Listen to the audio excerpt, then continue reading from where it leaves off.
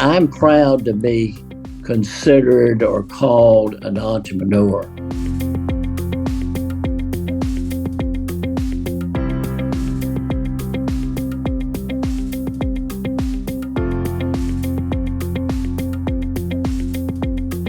I knew at an early age that I wanted to own and invest in real estate, in apartments and shopping centers. I basically decided in college, if that was my goal in life, I needed to prepare a good foundation in understanding locations, understanding debt, understanding property management. So I spent 8 years preparing for starting my own company. You know, being an entrepreneur is not just thinking of good ideas, but it's knowing and having the ability to react on those ideas. So in 1976, my dad was 31 years old.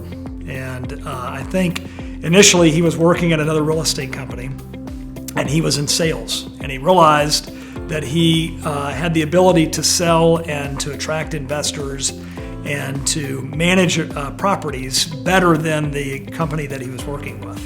And so he went off on his own, and he started the company with my mom at the kitchen table and really grew the company from there.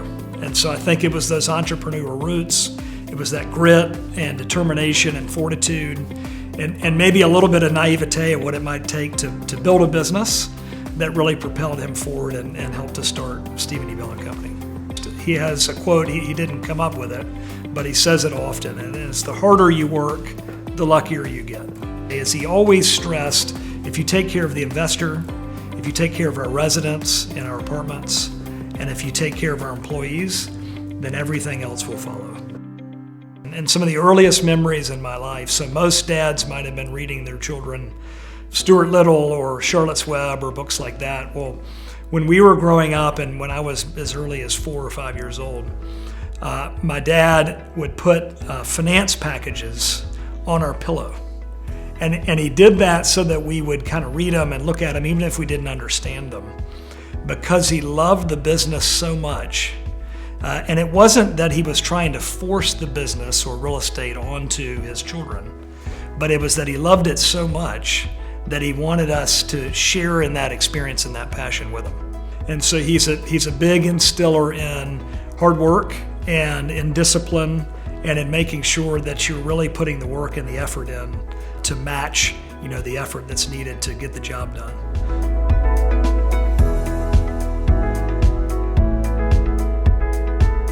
Mr. Bell has had a great impact on me in my life. First and foremost, he just cares about people.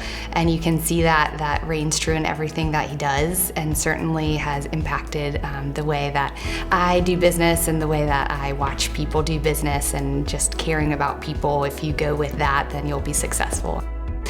One thing that I learned very quickly here at Bell Partners was not to leave any half-eaten treats on your desk.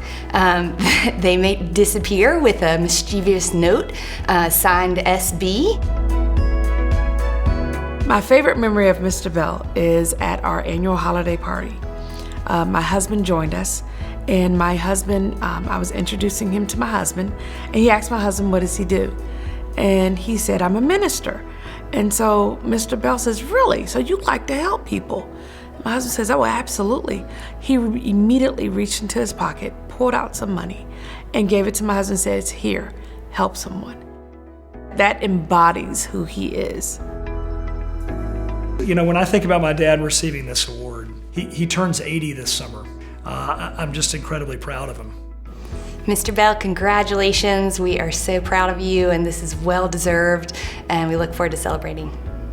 Today is your day, and we wish you all the best.